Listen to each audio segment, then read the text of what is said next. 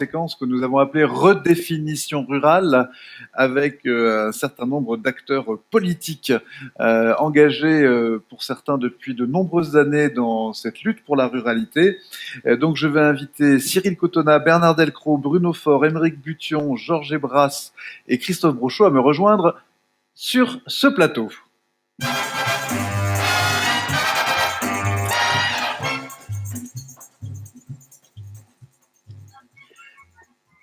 Très bien. Bienvenue, bienvenue.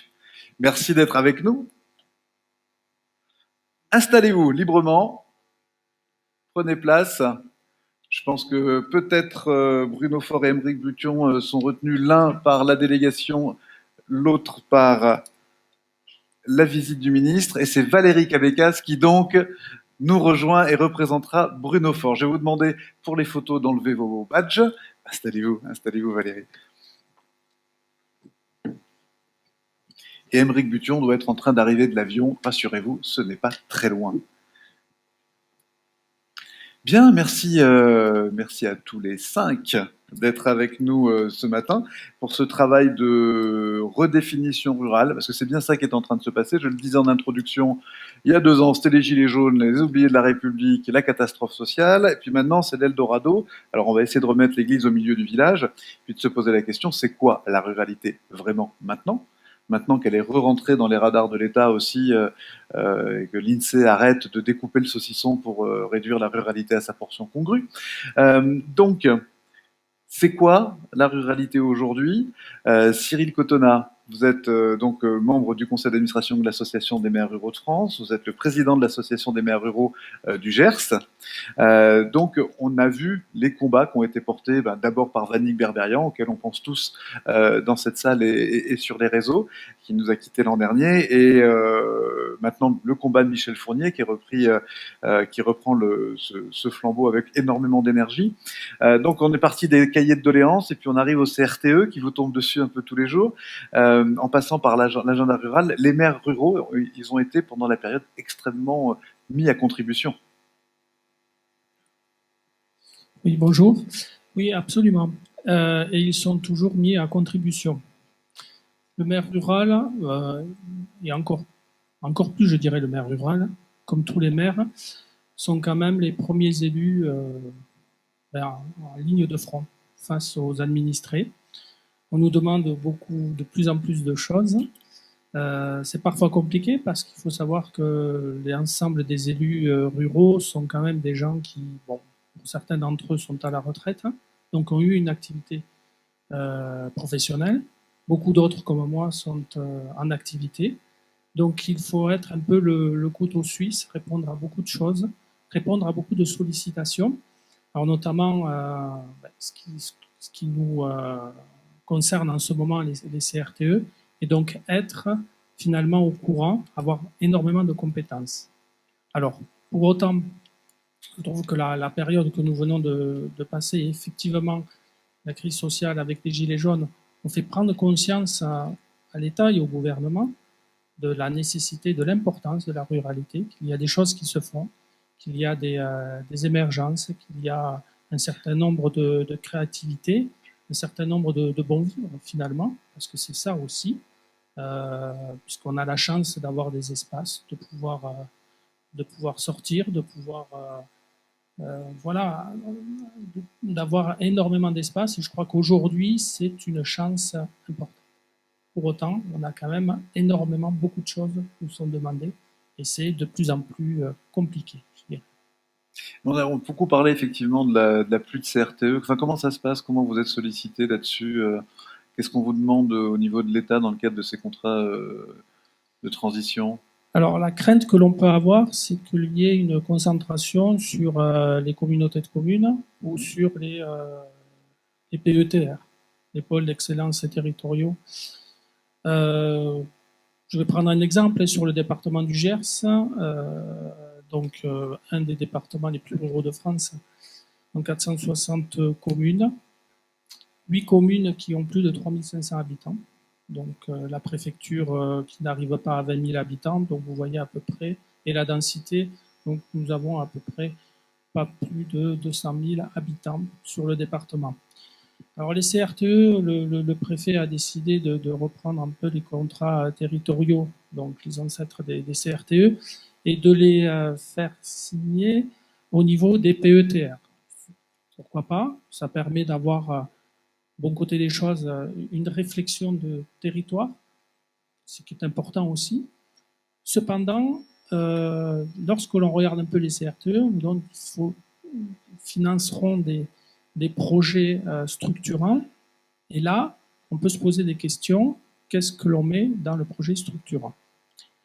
Est-ce qu'une des compétences, bon, forcément, qui est pas super, qui n'est pas folichonne, qui n'est pas très médiatique, c'est la gestion de la voirie communale. Bon, on est tous confrontés à ce problème.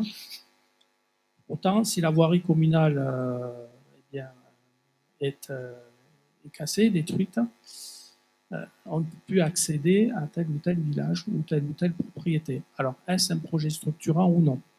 Rénovation de salles des fêtes. Le patrimoine, puisque le patrimoine est notamment tout ce qui est le petit patrimoine bâti, les églises hors cathédrale, les églises non inscrites, sont à la charge des communes. C'est de plus en plus compliqué. Sur des dotations telles que la DETR, ce type de financement n'est plus prioritaire. Mais est-ce que pour autant ce sont des projets structurants? Là, oui, c'est pas simple. Effectivement, le mode d'emploi est pas encore parfaitement clair. Bon, pour le petit patrimoine, Edwige Zanqui a trouvé la solution puisqu'ils font des visites virtuelles 360 et immersives à Mauriac, c'est assez formidable. Mais c'est juste une piste. Je profite de cet aparté pour demander à Aymeric Bution, qui est arrivé de l'avion, de bien vouloir, voilà, nous rejoindre ici, à ma place, en enlevant son badge, voilà, pour les photos, parce que sinon ça fait des reflets. Bienvenue Aymeric, merci beaucoup d'être avec nous au saut, non pas du lit, mais au saut de l'avion. Bernard Dalcroze, monsieur le sénateur, donc vous êtes secrétaire général de l'Association nationale Nouvelle Ruralité et sénateur du Cantal. Nouvelle Ruralité, pour rappel, c'est né quand? C'est une initiative qui avait été portée par la Nièvre, Patrice Joly notamment, et par un ensemble d'élus de toute confession, j'allais dire, mais de tous bords confondus, pour porter une nouvelle approche. Est-ce que c'est un think tank? Est-ce que c'est une association d'élus? Alors, l'Association nationale Nouvelle Ruralité a été créée d'abord en 2015, puis a évolué vers le Parlement rural que l'on a créé en 2019, qui est finalement le prolongement, Parlement rural français, le prolongement de l'Association nationale Nouvelle Ruralité. En créant cette association, il ne s'agissait pas de faire une association d'élus de plus. Il y a déjà beaucoup d'associations d'élus qui travaillent pour la ruralité. Vous en faites partie. On travaille beaucoup avec la NRF, nous.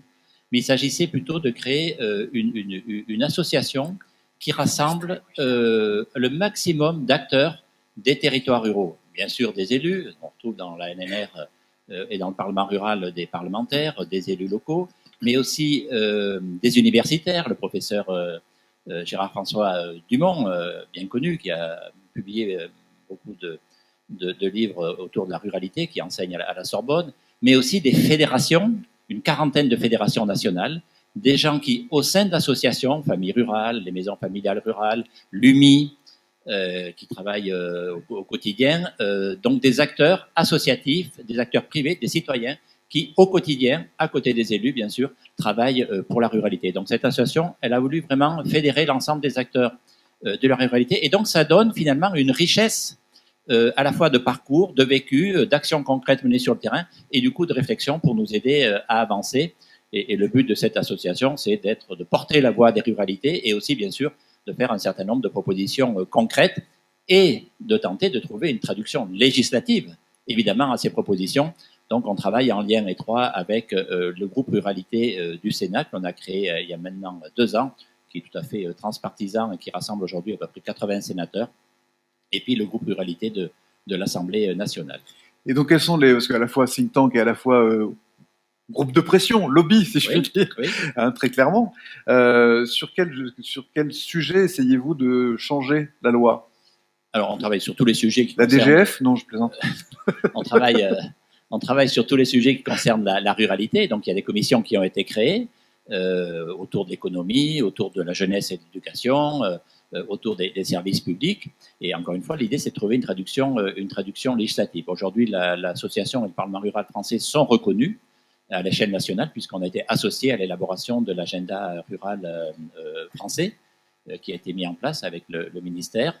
Et on prépare pour, la date n'est pas encore complètement calée, mais début février sans doute, nous préparons un événement qui portera une proposition d'agenda rural européen, puisqu'on sait que pendant le premier semestre 2022, la France présidera l'Union européenne, et donc on voudrait saisir l'occasion de la présidence française de l'Union européenne pour faire avancer l'idée d'un agenda rural européen, pour montrer que, pour essayer de prouver, d'avancer sur le fait que la ruralité à l'échelle française, à l'échelle européenne, eh bien, elle peut répondre, ce sont des territoires d'avenir, d'abord les territoires ruraux, et on peut répondre, ils aideront, ils peuvent contribuer à répondre aux enjeux auxquels sont confrontées les sociétés du XXIe siècle, que ce soit en termes d'écologie, en termes de cohésion sociale, en termes de qualité de vie, enfin, tous les sujets que chacun d'entre nous connaît bien.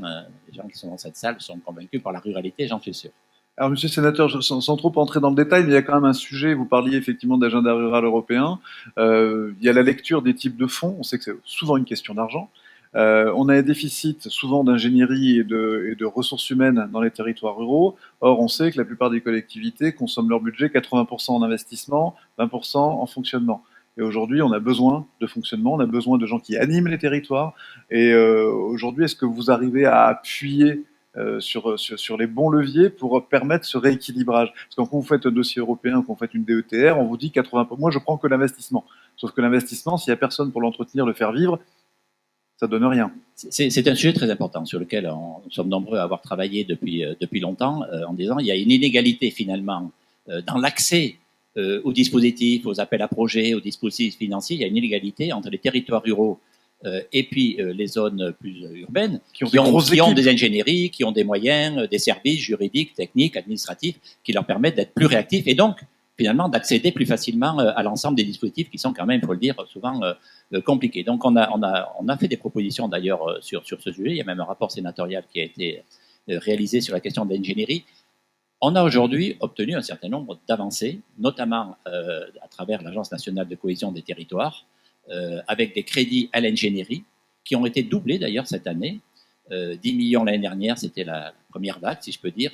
20 millions cette année, 40 millions même si je rassemble l'ensemble des crédits affectés à l'ingénierie, qui se traduisent à la fois par la possibilité, dans l'ingénierie, il y a l'ingénierie qui est apportée à travers des bureaux d'études, mais moi je fais partie de ceux qui pensent qu'il faut aussi qu'on ait de l'ingénierie en interne, intégrée dans nos territoires ruraux, qui sont là au quotidien, toute la journée et toute l'année. Et donc, il y a des crédits et plusieurs formes d'ingénierie qui ont été mises en place, d'aide à l'ingénierie, à travers le recrutement de chargés de projet, de chargés de mission, financés par l'État à hauteur de 80%. À travers aussi, les collectivités rurales peuvent faire appel à des bureaux d'études à travers des marchés publics qui ont été portés à l'échelle nationale sur des thématiques particulières, financées à 100% par l'État. Il y a les conseillers du numérique, il y en a quelques-uns en Cantal qui ont été créés. Donc, petit à petit, l'idée que si on veut permettre aux territoires ruraux d'accéder à l'ensemble des dispositifs financiers, eh bien, il faut les aider à se doter d'une ingénierie efficace et au bon niveau. Cette idée, petit à petit, finalement, fait son chemin. Aujourd'hui, il y a des premières dispositions qui ont été mises en place qui sont appréciables et qui sont efficaces. Et il faut bien sûr aller plus loin, mais surtout pérenniser ces contrats. Parce que là, on est sur des contrats qui ont une durée limitée, avec des aides de l'État, certes importantes, mais à durée limitée. Donc, il faut arriver à pérenniser. En tous les cas, la question de l'ingénierie des territoires ruraux, elle est extrêmement importante. Elle est centrale, absolument. Oui. Merci monsieur le sénateur. Juste avant de continuer à partager avec vous tous, on va écouter un petit message de Yves Cratinger, donc président de la Haute-Saône.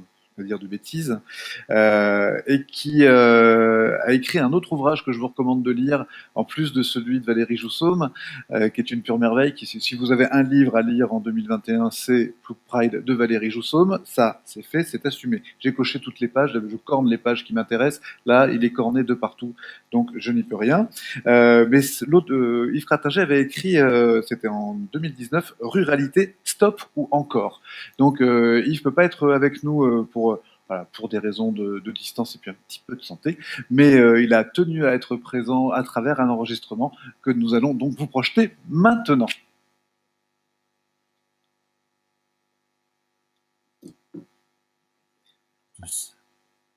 Ruralytique ne se trompe pas. Il y a clairement dans notre pays un instant rural, presque une nouvelle mode rurale, boostée notamment par les opportunités offertes par les infrastructures et les nouveaux usages numériques. La ruralité à la côte. Nous trouvons enfin un écho médiatique et politique pour des combats que nous menons depuis de nombreuses années dans la sphère politique ou associative ou au niveau des entrepreneurs. C'est bien, ça doit nous encourager, mais ce n'est bien sûr pas suffisant. Mes expériences de terrain et mes réflexions personnelles et collectives au sein désormais du labo rural me conduisent à mettre en avant deux conditions essentielles pour que les campagnes soient au cœur de la relance nationale. La première condition tient à l'état d'esprit des ruraux eux-mêmes. Ils ne doivent pas attendre beaucoup du niveau national, de l'État ou d'autres forces supérieures qui viendraient agir à leur place. Ils doivent être porteurs d'une ambition pour leur territoire. Leurs représentations entretiennent trop souvent une forme de nostalgie et une tendance au conservatisme qui peuvent s'avérer mortifères pour la ruralité. Le risque de ne rien changer, de vouloir à tout prix conserver l'existant, aboutit à une ruralité qui se délite. Il faut donc travailler positivement et non de manière défensive sur l'identité du monde rural. Les savoir-faire, parfois ancestraux, doivent se marier avec les process modernes et les avancées technologiques. L'identité doit être construite collectivement et non individuellement. La ruralité doit développer une posture accueillante vis-à-vis de l'extérieur, bien loin d'un quelconque repli sur soi qui fustigerait l'étranger. Elle ne doit pas s'excuser d'exister. Elle a trop longtemps été perçue comme un coût, une charge pour le pays. Elle doit par exemple évaluer et valoriser ses atouts, comme les aménités naturelles, énergétiques et sociales qu'elle cultive abondamment et avec lesquelles, au final, elle enrichit la nation. Elle pourra ainsi revendiquer, par exemple, des contrats de réciprocité avec les grandes villes pour mieux s'équiper ou bénéficier de moyens financiers supplémentaires via des mécanismes de péréquation territoriaux à inventer. La ruralité doit mener ses combats avec audace, mais aussi méthode. C'est la deuxième condition de la réussite. Cette exigence de méthode passe d'abord par la mobilisation de davantage de matières grises, publiques et privées.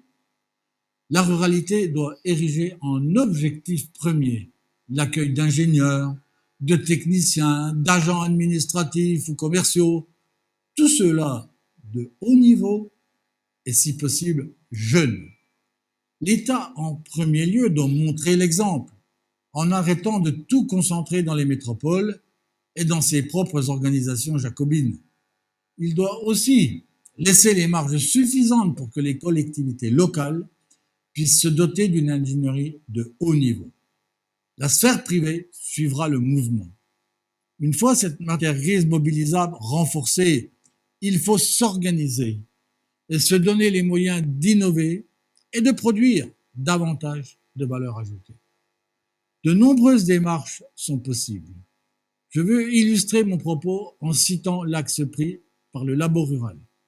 Nous avons fait le pari que c'est en creusant les concepts théoriques issus de travaux de recherche universitaires et leurs applications concrètes sur le terrain que l'innovation ruralité 2.0 pouvait naître. La ruralité ne doit pas attendre que la recherche théorique produise pour elle des concepts qu'elle appliquera longtemps après le monde urbain et de manière standardisée. La solution n'est pas de ce côté. Au contraire, la ruralité doit être un générateur de recherche et de développement dont elle profitera vite et dont le pays pourra s'inspirer. C'est la philosophie mise en pratique par le labo rural qui tire parti des potentialités offertes par le numérique pour fonctionner, bien sûr, et créer une communauté élargie d'acteurs, des acteurs de terrain et de chercheurs aussi, tous regroupés à cet effet. De l'audace et de la méthode rendue possible par les nouveaux outils numériques et les nouveaux usages, vous l'aurez compris, ce sont pour moi les deux conditions essentielles pour un avenir radieux et décomplexé pour nos campagnes. Bonne journée à toutes et à tous à Ruralité. On peut applaudir Yves, il nous regarde.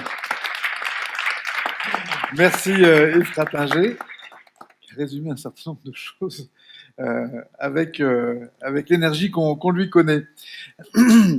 Valérie Cabécas, merci d'être avec nous. Bruno Faure est là, mais il vous cède sa place parce qu'il fait confiance aux femmes et aux jeunes. Donc tout ça va très très bien. C'est un peu à cause de vous deux, et puis de vos prédécesseurs qu'on est là, puisque tout a commencé avec Cybercantal en 1998. Premier programme, alors à l'époque, les Américains créaient Google, nous on était encore un peu au Minitel, voilà, qui a eu cette idée folle un jour de faire du numérique le pilier de son développement local. Et il est vrai que les événements récents vous donnent raison, puisque ça croise à la fois une dépendance au numérique extrêmement forte et une place du numérique qui est devenue le plan B du monde, on peut le dire, et en même temps l'appétence pour les territoires ruraux. Donc vous êtes en train de réaliser votre pari ? Oui, effectivement. Alors, je crois que tout à l'heure, notre collègue du Gers en parlait. Nous aussi, on est dans un territoire rural qui, en 98, l'avait bien compris et essayé de pallier, en fait, aux difficultés des territoires ruraux. Et donc, la création de Cybercantal en 98, en fait, a permis d'acquérir une certaine autonomie au niveau des services publics. Et on a essayé de travailler ensemble, de créer donc des télécentres, en fait, dans différentes collectivités. Et on a essayé d'être partout sur le territoire du Cantal, dans les gros bourgs, on va dire, aujourd'hui plutôt chef-lieu de canton ou en tout cas chef-lieu de communauté de communes. Après, bien sûr, tout ce qui est cybercantal a évolué. Dès qu'on trouvait en fait une nouvelle problématique, comme par exemple en 2014 avec la problématique de la médecine, puisqu'on a eu une pénurie, elle existe encore, de médecins généralistes et encore plus peut-être de médecins spécialistes. Donc en 2014, grâce à cette expérience qu'on avait eue au niveau donc du cybercantal, on a décidé de créer un cybercantal télémédecine. Et donc de pouvoir, grâce à un appel en fait à projet de l'Agence régionale de la santé Auvergne et un appel à manifestation d'intérêt aussi, on a décidé donc de répondre à ces deux appels et donc d'obtenir des financements pour acquérir 5 chariots de télémédecine et les placer dans 5 établissements du département. Donc c'était des EHPAD, c'était aussi des foyers d'accueil médicalisés ou une clinique du souffle en l'occurrence, une clinique privée spécialisée. Donc, faire en sorte que les malades, ou les patients, plutôt que de se déplacer en zone plus urbaine, sur Aurillac ou d'autres préfectures, puissent obtenir de la téléexpertise, des téléconsultations à distance. Donc, ce qui a été plutôt un succès. Ça a évité aussi des déplacements, puisque dans certains cas, c'était pas toujours évident pour les patients de se déplacer. Et aussi, on est dans un département quand même un petit peu en hauteur, avec des conditions climatiques plus ou moins aisées en fait en plein hiver. Ça a évité aussi ce genre de déplacement. Donc ça a été un pari réussi. Donc comme je vous le disais, il y avait quand même un petit bémol à cette aventure, c'est que les téléconsultations n'étaient pas encadrées, enfin, il n'y avait pas une loi on n'avait pas légiféré dessus, chose faite depuis septembre 2018. Donc aujourd'hui, la téléconsultation est rémunérée comme une consultation. Donc ce qui nous a aidé, nous, à développer en fait ce genre de télécentre, en fait, de téléconsultation. Ce qu'on a fait donc dès 2016-2017, on a inclus 9 nouveaux centres au niveau du département, toujours vers les EHPAD, on va dire vers les personnes les moins mobiles. Voilà, ce qui a énormément aidé en fait à développer certaines consultations, notamment spécifiques de nos aînés ou des personnes les moins mobiles. Donc, et avant cette histoire, effectivement, sur la télémédecine qui est encore en cours, il y a eu effectivement tout le mouvement autour du télétravail qui était au point de départ avec les télécentres. Bernard Delcros s'en souvient bien, puisque ce télécentre de Murat a prospéré très largement, s'est développé en Fab Lab, en espace de coworking, est devenu une référence européenne. Mais tout avait commencé par ce désir de se dire, bah, tiens, grâce au numérique, on va pouvoir faire venir justement ces profils auxquels pensait Yves Cratinger. Est-ce qu'aujourd'hui, voilà, à la lumière du Covid, on se dit qu'on va intensifier cet effort-là? Est-ce que finalement, les prétendants au télétravail dans le Cantal, vous sentez que ça frémit, que ça arrive? Oui, bah alors encore plus, je pense, depuis un an. Effectivement, aujourd'hui, dans le Cantal, on est à 12 télécentres, on est à 2 Fab Labs. Donc, effectivement, sur la communauté de communes du sénateur Delcros, on a été les précurseurs. C'est quelque chose qui marche très bien. On est en train de développer aussi depuis 2020, depuis l'année dernière, ça fait un an, un incubateur tiers-lieu, donc Cantal Auvergne, qui travaille avec le groupe Landestini. Donc c'est de façon à promouvoir en fait d'innover la filière agricole puisque on disait que le Cantal était un département rural et forcément avec une économie qui est quand même très liée avec l'agriculture. Donc cet incubateur qui a vu le jour il y a un an maintenant a aussi fait, on va dire, une grande partie de son boulot, puisqu'il il a trouvé quand même 11 projets donc, au niveau du département, 5 au niveau de la région, et donc fait promouvoir une agriculture un petit peu différente et innovante.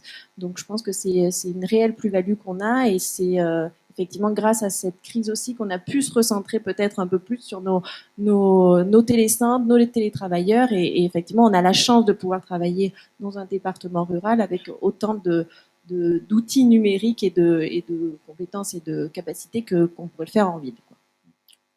Merci, merci Madame la Vice-Présidente.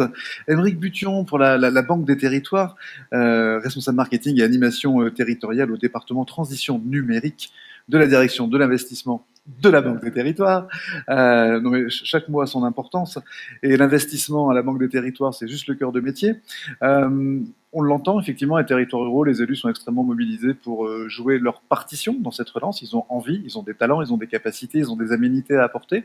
Est-ce que du point de vue, effectivement, de la Banque des Territoires, aujourd'hui, on peut dire que la relance par les territoires, elle est, entre guillemets, sincère, c'est-à-dire elle va vraiment, pour une fois, englober tous les territoires, sachant que la banque est à la manœuvre sur ce grand plan de relance? Alors, nous, en tout cas, on y croit. Très clairement. Et l'action de relance, c'est fait partie effectivement de nos activités premières depuis maintenant 2 ans, depuis 2020, et pas des moindres. C'est-à-dire que l'engagement de la Banque des Territoires, c'est d'abord à peu près, pour donner une idée, hein, pour la Caisse des dépôts. Pour l'ensemble de la Caisse des dépôts, c'est à peu près 26 milliards d'euros mobilisés. Et dans des domaines principalement évidemment sur la question du logement, sur lequel on est très présent, sur la transition écologique, cela va un peu de soi maintenant, et sur le développement économique aussi, au travers de BPI France notamment, qui a soutenu beaucoup d'entreprises. Et si je me recentre d'un point de vue numérique et plus rural, notre action, en fait, elle se fait tant dans les infrastructures que dans les services. Alors, sur les aspects infrastructures, mon collègue Gaël Serrando en parlera mieux que moi cet après-midi, mais on a cherché à travailler grosso modo sur 3 volets. La première chose, c'est la résilience des réseaux, hein, la capacité à mettre en sécurité physique les réseaux. Le deuxième, c'est sur les raccordements dits complexes. Et puis, le troisième volet porte plus sur le très haut débit mobile, et plus particulièrement dans les domaines de l'outre-mer, où on a vu malheureusement ces dernières années, notamment à Saint-Martin, où il y avait des véritables problématiques de protection des réseaux. Et puis, plus globalement, là, on travaillera sur l'ensemble de la couverture très haut débit mobile. Donc ça, c'est sur l'infrastructure, mais je ne veux pas aller plus loin. Gaël en parlera mieux que moi cet après-midi. Et puis, sur la partie service, bien là, je dirais qu'on a adressé l'ensemble des territoires. En tout cas, on souhaite toujours adresser l'ensemble des territoires. On va intervenir sur la question du développement économique avec la digitalisation des commerces, hein, au travers d'actions cœur de ville depuis maintenant plusieurs années, mais demain, avec Petite Ville de demain, justement, pour lequel on va travailler. Là, l'idée, c'est dans le domaine... Alors, je vais juste faire 2 focus qui me paraissent importants, hein, parce que, évidemment, la Banque des Territoires intervient dans de nombreux domaines, mais juste sur la partie commerce et peut-être la partie santé, qui est quelque chose d'un peu plus récent chez nous. Mais sur la partie commerce, donc au travers de ces deux plans, on va accompagner au travers de subventions à hauteur de 7 millions d'euros. Et puis, j'entendais beaucoup parler d'ingénierie, mais la Banque des Territoires va mettre à disposition à peu près 55 millions d'euros d'ingénierie pour aider justement la digitalisation de ces commerces, cette numérisation, avec des plateformes de e-commerce, avec des e-vitrines, avec voilà, des choses très concrètes et qui s'adressent vraiment à l'ensemble des collectivités. Alors pour Action Cœur de Ville, si mon mémoire est bonne, le calendrier est terminé, mais pour Petite Ville de demain, pour celles qui sont dans ce programme-là, et puis pour l'ensemble des autres collectivités, hein, on n'est pas sectaire, on a effectivement mis en place sur toute cette année ces programmes d'accompagnement. Et puis sur la partie santé qui est plus récente pour nous, là on va travailler en coordination avec BPI France pour aider. On prévoit à peu près 70 millions d'euros d'investissement en fonds propres dans des solutions qui permettront l'organisation des soins, vous en parliez tout à l'heure, sur l'organisation des soins et également des financements à destination des établissements publics, enfin des établissements de santé. On est très présent depuis plusieurs années sur la question du vieillissement, un peu moins sur la question de la santé. Là maintenant ce sera le cas, où l'idée est de favoriser aussi la numérisation des process en interne des établissements. Donc voilà, donc je cite juste ces deux-là, mais voilà, c'est vraiment devenu un peu notre quotidien. Ça a renforcé en plus des actions qu'on faisait déjà, hein, ce que je viens de dire, en plus de nos actions et de nos investissements depuis plusieurs années, notamment dans les réseaux fixes. Mais voilà, c'est vraiment quelque chose sur lequel on est mobilisé, et tout ça pour dans les 2-3 prochaines années. Donc voilà, c'est une action assez forte qu'on va avoir sur l'ensemble des territoires. Et il m'a semblé comprendre qu'il y avait aussi un énorme volet de tourisme qui est à la charge de la Banque des Territoires. C'est vrai que ça intéresse beaucoup les territoires ruraux parce que voilà, ils sont largement visités à ce moment-là. C'est souvent à ce moment-là que se nouent les histoires d'amour des nouveaux arrivants. Hein, je suis parti en vacances dans le Cantal, j'ai trouvé ça merveilleux. L'année d'après, je m'installe avec un de mes bagages, ma femme, mes 3 enfants et mon travail. Donc, quels sont les contours de ce plan tourisme? Alors, sur le plan tourisme, effectivement, on était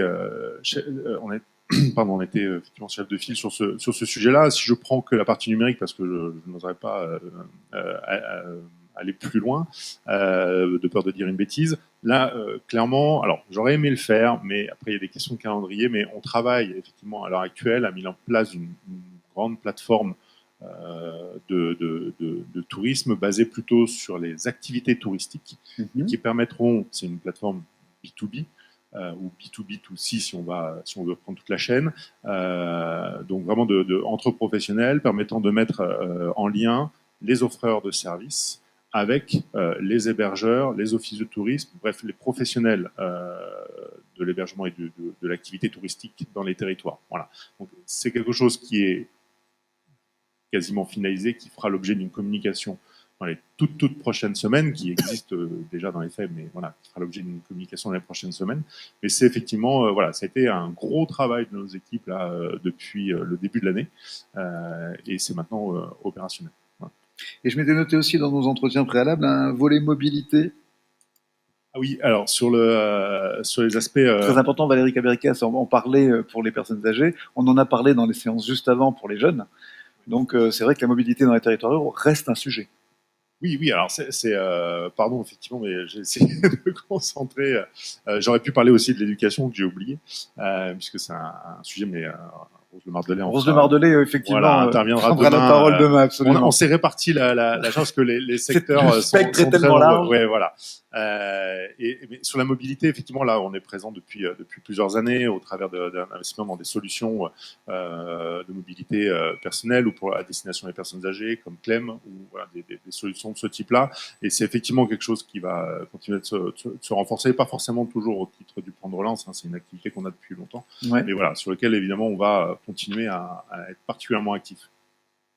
Super, merci beaucoup Aymeric. C'est pas facile de parler de tout ça, et en plus sans fiche. Oui, j'ai fait sans fiche, mais il y a d'autres sujets, puis il y a des questions évidemment, je serai prêt à y répondre. Ça marche, merci beaucoup. Georges Ebras, vous êtes donc délégué à l'action territoriale du groupe La Poste. Je rappelle que bon, vous n'êtes pas complètement par hasard à côté d'Aymeric Bution, puisque vous êtes à la manœuvre sur les maisons France Service ensemble. Est-ce que vous pouvez nous dire aujourd'hui, dans cette période un peu particulière, il y avait des activités effectivement de services publics maintenues dans les territoires par La Poste, la présence postale, un certain nombre de services. On a parlé vis-à-vis des jeunes du fait de passer le code en milieu rural. Ça, on en avait parlé un petit peu l'an dernier. Quelles sont aujourd'hui les actions que conduit la Poste pour maintenir de la cohésion du service public dans les territoires ruraux et notamment lutter contre les inégalités que peuvent rencontrer les jeunes ruraux? Alors, on est aujourd'hui réunis à Ruralitique pour parler de jeunesse, et moi je vais vous parler d'une vieille maison qui s'appelle La Poste, qui est ancienne, mais qui doit évoluer. Donc bien évidemment, elle reste à l'écoute, que ce soit de ses clients, de ses actionnaires. Donc aujourd'hui, la Banque des Territoires, Caisse des Dépôts, qui est actionnaire majoritaire aux côtés de l'État. Donc on est une société anonyme, mais avec un actionnariat public qui, bien évidemment, veille aux différentes missions qui sont confiées à La Poste et au groupe La Poste. Donc on évolue. On doit s'adapter par rapport aux attentes de nos différents clients, des différents élus et des différents territoires. Juste quelques éléments chiffrés pour vous rappeler ce que représente aujourd'hui le groupe La Poste. C'est 250 000 collaborateurs. C'est pas loin de 70 000 facteurs, donc autant de tournées, 6 jours sur 7. Et ça, c'est aussi un point important, puisque c'est notre volonté de maintenir la distribution du courrier 6 jours sur 7, quelle que soit l'évolution du trafic qui a fortement chuté, notamment en 2020, puisque c'est un peu plus d'1 milliard de plis qui ont disparu, donc de plis en moins à distribuer, partiellement compensés par la distribution de colis, puisque c'est 1 milliard de chiffre d'affaires en moins compensé par 300 millions d'euros de colis supplémentaires. On voit bien quand même qu'il y a un manque à gagner. Donc 17 000 points de contact, ça c'est aussi quelque chose qui est inscrit en dur dans la loi. Donc aujourd'hui, La Poste est présente dans les différents territoires, que ce soit bien évidemment dans les métropoles. Inscrit en dur dans la loi, c'est-à-dire que ça n'est pas supposé bouger. Ce n'est pas censé bouger, sauf si la loi bien évidemment change, mais ça c'est le Parlement qui le décide. C'est pas vous qui allez en décider pour le 17 000 points de contact, 17 004 pour être précis. Par contre, nos points de contact évoluent. Il existe les bureaux de poste qui sont ouverts avec des horaires bien évidemment qui sont adaptés en fonction bien évidemment de la clientèle, des habitudes. Et ensuite, un certain nombre de bureaux de poste peuvent évoluer sur ce que l'on appelle des bureaux partenaires.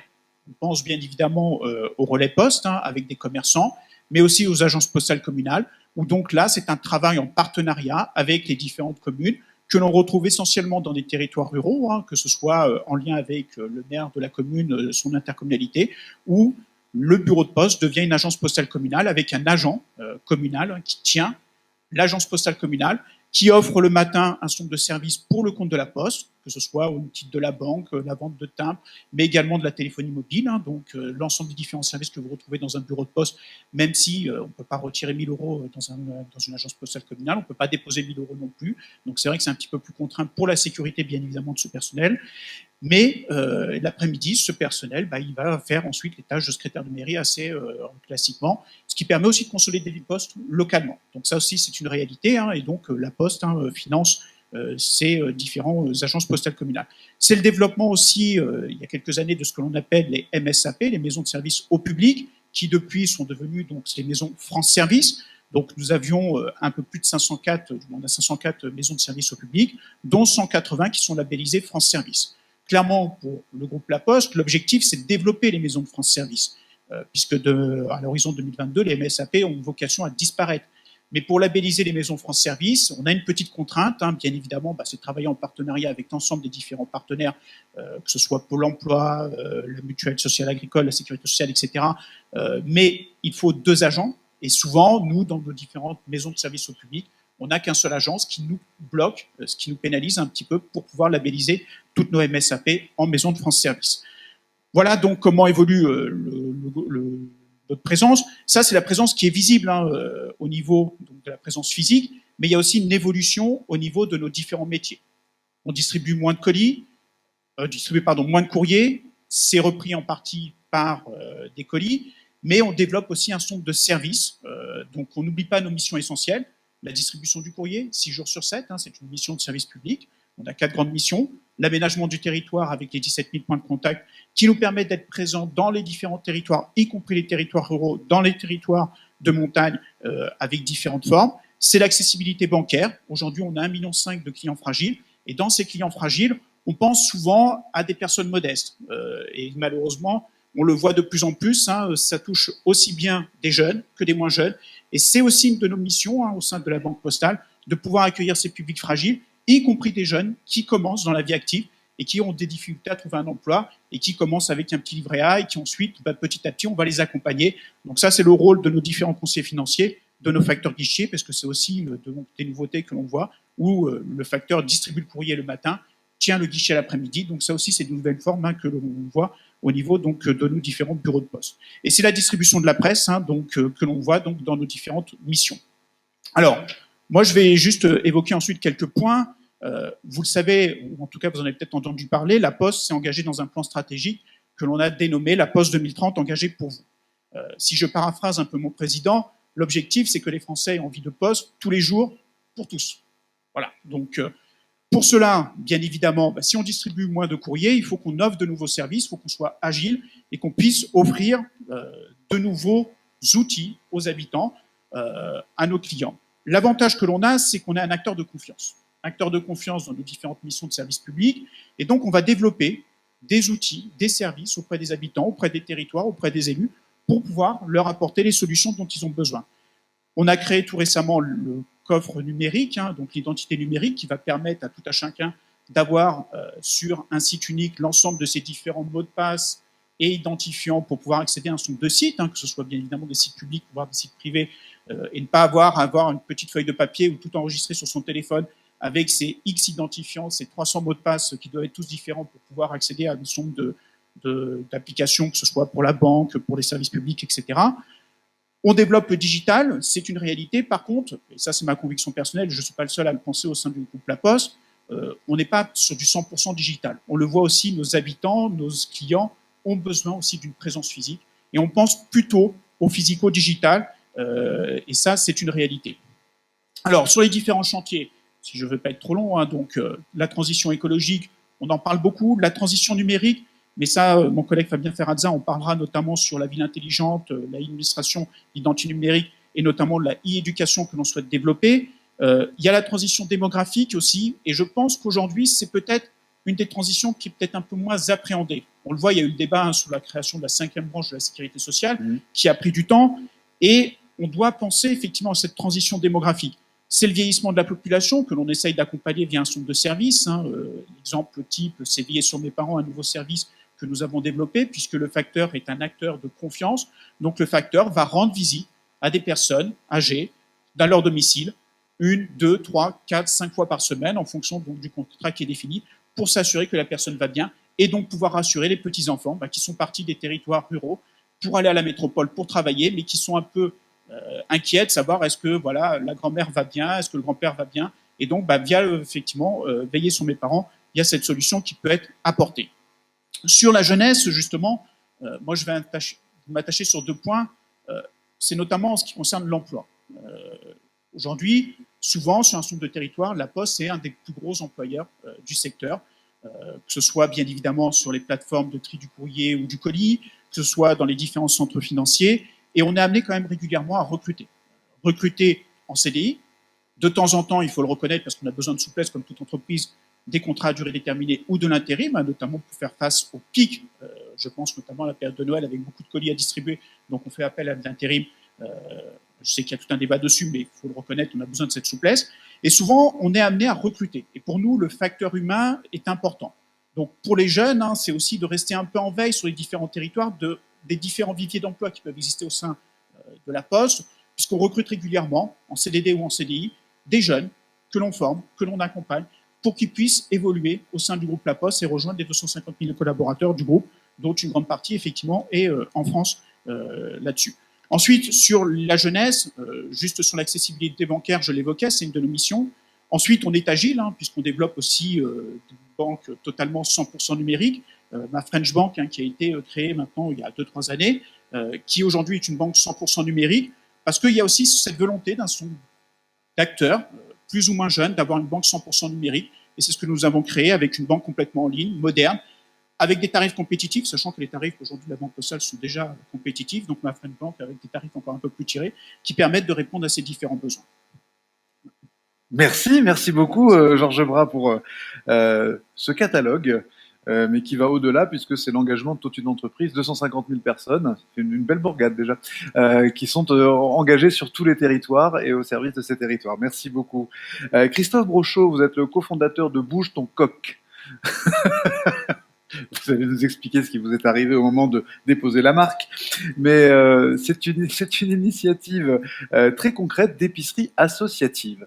Donc on souhaitait vous entendre parce qu'il y a des formes d'investissement, il y a des formes économiques de la relance, mais il y a aussi des formes de mobilisation bénévole, c'est-à-dire en partant du capital humain, comme on l'a partagé tout à l'heure avec Anthony Palermo, finalement, avec la mobilisation des gens, dans un premier temps bénévole, associatif, collectif finalement, on peut recréer, réimplanter des services dans les villages. Alors racontez-nous l'histoire de Bouge ton coq, s'il vous plaît. Alors, merci de nous avoir invités déjà.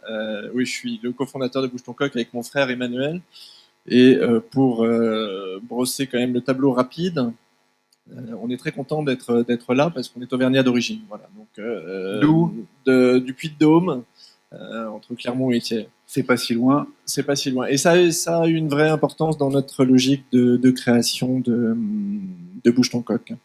Bouge ton coq, très simplement, c'est un mouvement citoyen qui vise à essaimer des initiatives d'intérêt général qui fonctionnent un peu partout sur le territoire. Donc le concept est assez simple. Il y a trois convictions profondes qui nous ont guidés dans la création de Bouge ton coq. La première, c'est la nécessité de faire ensemble, c'est-à-dire de réunir les citoyens, les entreprises et les pouvoirs publics. Chacun fait beaucoup, souvent un peu dans son coin. Et il nous a semblé, et là c'est avant la période des Gilets jaunes, qu'il était important de faire ensemble et de réunir concrètement dans l'action. Donc faire et ensemble. Et donc on réunit à la fois des citoyens. Aujourd'hui, on a 40 000 citoyens qui nous suivent en peu de temps, hein, puisque c'est une expérience qui a commencé il y a 18 mois, donc c'est pas mal. On grossit. C'est pas le but, mais c'est sympa de voir qu'il y a un enthousiasme collectif. On travaille avec les pouvoirs publics parce que c'est essentiel pour nous, à la fois au niveau national, donc avec l'État, avec la NCT, avec le ministère de l'Agriculture, avec les différents échelons des collectivités territoriales, les régions, les départements, l'AMRF, avec qui on travaille beaucoup et très concrètement, et puis avec tous les mouvements qui existent. On est membre du Parlement rural, voilà, on travaille avec Famille Rurale, enfin on travaille avec un certain nombre d'organisations. Donc ça, faire ensemble, c'est notre première conviction. La deuxième, c'est le rôle de l'économie sociale et solidaire dans la ruralité. Il y a beaucoup de systèmes aujourd'hui dans notre monde actuel qui fonctionnent sur la densité de population, et donc il y a beaucoup de modèles économiques qui trouvent des limites dans leur implantation dans les zones rurales. Et donc pour nous, l'économie sociale et solidaire nous semble être pas le seul moyen, mais un moyen qui a un rôle considérable à jouer dans la ruralité. Et lorsqu'on dit économie sociale et solidaire, quand un citoyen veut s'impliquer pour la ruralité, il peut bien sûr le faire. Il existe un certain nombre de choses, beaucoup de choses en local, certaines choses au niveau national, mais c'est pas forcément évident d'avoir un visage immédiat sur une action possible pour la ruralité. Et donc, une des ambitions de Bouge ton coq, c'est d'incarner, pas seul évidemment, mais une partie de cette possibilité d'action pour la ruralité. Et puis la troisième conviction, après j'en viens rapidement au concret, c'est l'importance du local. Évidemment, il y a beaucoup d'initiatives, et la ruralité grouille d'initiatives et d'enthousiasme formidable, sans faire d'angélisme ni de pessimisme, mais c'est vrai qu'il y a beaucoup d'initiatives, et finalement, beaucoup d'entre elles n'essaiment pas ailleurs. C'est-à-dire qu'elles restent au niveau local, alors qu'elles pourraient bénéficier à un certain nombre d'autres territoires. Et donc, cette logique de passer du local au national pour redescendre au local nous semble quelque chose d'important, et c'est ce qui notre troisième conviction. Alors comment tout ça se traduit dans les faits concrètement? Oui, alors il y a une plateforme de crowdfunding. Racontez-nous, qu'est-ce qu'on fabrique avec Bouge ton coq? Moi j'ai compris que c'était effectivement des épiceries associatives. Oui, alors aujourd'hui... Entre autres, voilà, donnez-nous un ou deux exemples. Oui, bien sûr. Alors aujourd'hui c'est une opération sur le petit commerce et donc sur les épiceries associatives. Demain ça a vocation à traiter d'autres problématiques de la ruralité, comme la mobilité, comme la santé, comme voilà. Donc Mais toujours sur le même schéma, finalement, financement participatif et implication citoyenne par le bénévolat. Voilà, exactement. Alors, si on prend un exemple concret des épiceries aujourd'hui, le constat est simple, 60% des villages n'ont plus aucun commerce. Diagnostic, il est partagé par un grand nombre de personnes. Le modèle économique est difficile à trouver. Il faut réussir à boucler ses fins de mois. Quand on a un salarié, c'est pas toujours évident. Et puis, bon, mais il y a une désertification qui se fait progressivement. Il y en a qui réussissent très bien et c'est formidable. Hein, il s'agit pas de mais lorsqu'on n'y arrive pas, lorsqu'il n'y a pas assez de densité, lorsqu'on est dans un village de 300 habitants, c'est pas évident de maintenir une épicerie. Donc ça, c'est le premier constat. Constat et diagnostic. Ensuite, on identifie une solution qui existe et qui peut répondre à cette problématique-là. En l'occurrence, on a identifié Mon Épi, qui est un mouvement qui a été créé il y a 5 ans par un élu qui a créé une épicerie associative dans son petit village. Et puis, il a créé tout le système, l'ingénierie, qui permet d'avoir un logiciel très simple, d'avoir tous les produits accessibles, les produits manufacturés accessibles, et 70% de produits en circuit court. Génial. On va le voir, on lui dit, bon, c'est génial, vous en avez aujourd'hui 30 parce que ça essaimé très localement, ça fonctionne, on a la preuve que ça fonctionne. Est-ce qu'on peut vous aider à faire connaître votre initiative et à la développer dans les territoires? Et donc là, notre travail, c'est de travailler avec à la fois les pouvoirs publics pour faire connaître cette solution, avec les entreprises et les citoyens pour récolter de l'argent qui va permettre de donner un coup de pouce pour la création de ces épiceries en local. L'amorçage, on dirait dans le monde des startups. Oui, c'est ça, mais qui est tout petit parce qu'en fait, il n'y a pas de charge dans ces épiceries. Donc finalement, il y a besoin avec 2000 €, on peut créer une épicerie dans un village à condition d'avoir un local si le maire est d'accord pour mettre un local à disposition. On fait connaître cette solution, on la finance partiellement, et puis avec l'énergie des citoyens, des entreprises et des pouvoirs publics, on essaime. Et on a commencé cette opération il y a relativement peu de temps, il y a 6 mois. Il y en a déjà 40 qui sont créés dans des villages, et 40 épiceries qui existent dans des villages. C'est évidemment des produits de première nécessité, parce que c'est 24 km en moyenne pour aller faire ses courses dans ces villages-là, mais c'est un village qui renaît, c'est des gens qui se recroisent, et ça peut se faire très facilement. Donc c'est pas la seule solution, il y en a d'autres, mais c'en est une. Merci Christophe Rochaud. Pour clore cette table ronde, j'aimerais donner la parole successivement à nos 3 élus en forme de mot de la fin. Pour répondre à la même question, en fait, que pensez-vous que les territoires ruraux peuvent apporter à la relance nationale? C'est une question un peu piège, et puis je vous donne 1 minute pour répondre. Monsieur le sénateur. Alors déjà, la ruralité est revenue au centre du jeu, si je peux dire. Et s'est invité, au travers de différents événements d'ailleurs, au cœur du débat public. La ruralité, je pense que vraiment il y a une évolution de fond. La pandémie ou d'autres événements auxquels on pense n'ont fait qu'accélérer cette évolution de fond, mais en réalité, elle était amorcée avant, et de toute façon, elle se poursuivra parce que c'est inéluctable. Il ne s'agit pas d'aider la ruralité pour la ruralité, c'est-à-dire d'assister la ruralité pour qu'elle survive. Il s'agit de prendre en compte le fait que la ruralité peut répondre à des enjeux qui sont aujourd'hui posés à la société française, en matière d'écologie, en matière de qualité de vie, en matière de cohésion sociale, de cohésion nationale. Il y a eu toute la phase de la métropolisation à outrance, où les campagnes ont été abandonnées, il faut le dire. Aujourd'hui, on est dans une nouvelle ère qui s'ouvre, et je pense qu'il est démontré que la ruralité peut aider à apporter des solutions aux enjeux de la société et à la cohésion nationale. Ça suppose, de mon point de vue, que 2 conditions sont réunies. Ça suppose, 1, que les politiques publiques nationales prennent en compte cette donnée. Regardons ce qui s'est passé au cours des 40 dernières années. On peut prendre des exemples concrets. Sur le ferroviaire, on a tout misé sur les métropoles. On a considéré que la modernité, c'était la métropolisation, et donc les TGV pour relier les grandes villes, mais on a abandonné complètement les petites lignes qui pourraient répondre justement à des enjeux du siècle. On peut prendre l'exemple de l'arrivée du numérique et de la téléphonie mobile, véritable opportunité, puisqu'on peut travailler à distance, on peut communiquer à distance, dès lors que les infrastructures sont au rendez-vous.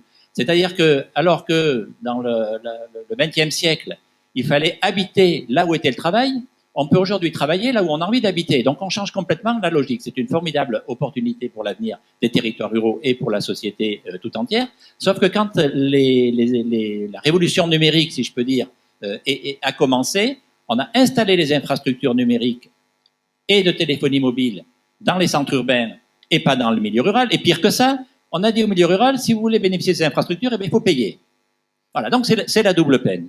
C'est un autre exemple. On pourrait parler de la tarification, la fameuse T2A des hôpitaux, où on finance les hôpitaux en fonction de l'activité. On comprend bien que dans le milieu rural, on a besoin d'hôpitaux de qualité, mais l'activité peut pas être la même que là où il y a beaucoup d'habitants. Et je pourrais prendre d'autres exemples. Je pourrais prendre l'exemple, et j'en profite pour insister un peu devant le ministre de la Ruralité, le premier ministre de la ruralité de cette République, puisque c'est la première fois qu'on a un ministre, un secrétaire d'État en charge de la ruralité rattaché au ministère de la Cohésion des Territoires. Prenez l'exemple de l'habitat. Il y a tout un tas de dispositifs d'accompagnement fiscaux pour inciter à rénover ou à créer du logement ou en milieu urbain. Et en milieu rural, pas du tout. C'est-à-dire dans les zones B et C, c'est milieu rural, faire simple, ces dispositifs ne fonctionnent pas. Donc il faut changer complètement cette logique.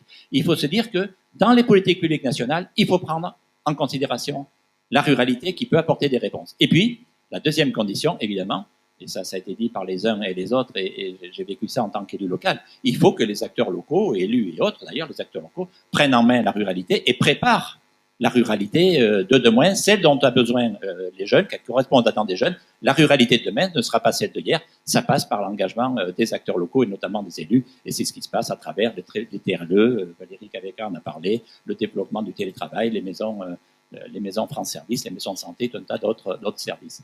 Donc voilà, je pense que ouais, la ruralité peut vraiment répondre aux enjeux de la société. Je pense même que si on ne prend pas vraiment à bras-le-corps cette question-là, je pense que notre société va aller dans le mur, et on en a eu quelques exemples qui l'ont bien révélé au cours des derniers mois.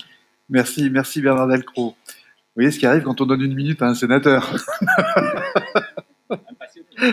Voilà, un passionné sur ce sujet depuis de longues années. Cyril Cotonnat, pour la MRF, en plus compact. Moins d'une minute, ça va être dur. Je suis tout à fait d'accord avec vous, monsieur le sénateur. Je dirais que la ruralité ne doit pas être vue comme un opposant à l'urbain. On doit travailler ensemble, et notamment avec la réciprocité, hein, on en a dit. Je dirais aussi qu'il n'y a pas, dans notre pays, c'est notre histoire, il n'y a pas une ruralité, mais plusieurs ruralités. Notre pays a été construit sur des territoires, et que ce qui fonctionne dans un point du territoire, que ce soit dans un département, que ce soit dans une région, ne fonctionne pas forcément dans un autre. Donc à l'intérieur, effectivement, il est très important que l'ensemble des acteurs de ces territoires puissent travailler ensemble, que ce soit les élus que nous sommes, élus des collectivités, mais également les élus, départements, régions, voire aussi les représentants de l'État. Et puis, nous avons également, je crois, une société qui est en mutation. Effectivement, avec le développement du numérique, on l'a vu, c'est un point positif, je dirais, de la pandémie et des périodes de confinement successifs que nous avons vécues, c'est qu'aujourd'hui, le législateur, finalement, et la conscience a compris que le télétravail, eh bien, était important, et que les personnes que nous sommes, les citoyens, travaillaient à la maison. Et ce n'est pas du tout cette conscience qu'ils avaient il y a encore quelques mois ou quelques années. Et là aussi, c'est important, et ça peut être un facteur pour développer notre ruralité. Merci Cyril Cotonnat. Valérie Cavecas, le mot de la fin. Oui, moi je suis tout à fait optimiste. Je crois vraiment à la ruralité, et je pense qu'après l'exode rural, on peut même penser à un exode urbain, et surtout qui aurait été amorcé par cette crise, hein, notamment sanitaire. Je pense qu'il y a plusieurs enjeux à cela. Il y a un enjeu évidemment économique, il y a aussi des enjeux identitaires. Je pense qu'on a tout. L'attractivité de nos territoires doit être au centre en fait et mis en avant. Je pense à nos paysages, la valorisation du territoire. toute notre agriculture aussi, qui est notre économie. Je pense aussi à des enjeux environnementaux, bien sûr, et bien sûr des enjeux sociaux qui aujourd'hui sont, à mon avis, extrêmement importants et à prendre en compte. Et je pense qu'une manifestation comme Rurality, qui est vraiment au centre de cette politique, puisque Rurality, on a le mot rural et on a aussi le TIC pour les nouvelles technologies. Et je pense qu'on n'arrivera jamais à un exode urbain vers la ruralité sans ces nouvelles technologies, ce numérique. Et c'est pour ça que l'investissement sur de la fibre, sur de la 4G, 5G est primordial aujourd'hui pour accueillir aussi ces nouveaux arrivants, ces nouveaux actifs dans nos territoires. Donc oui, moi, je pense qu'on a fait le bon choix et qu'il faut continuer ainsi. Persiste et signe. Merci à tous les 6, on vous applaudit. Je vous invite à regagner vos places au premier rang.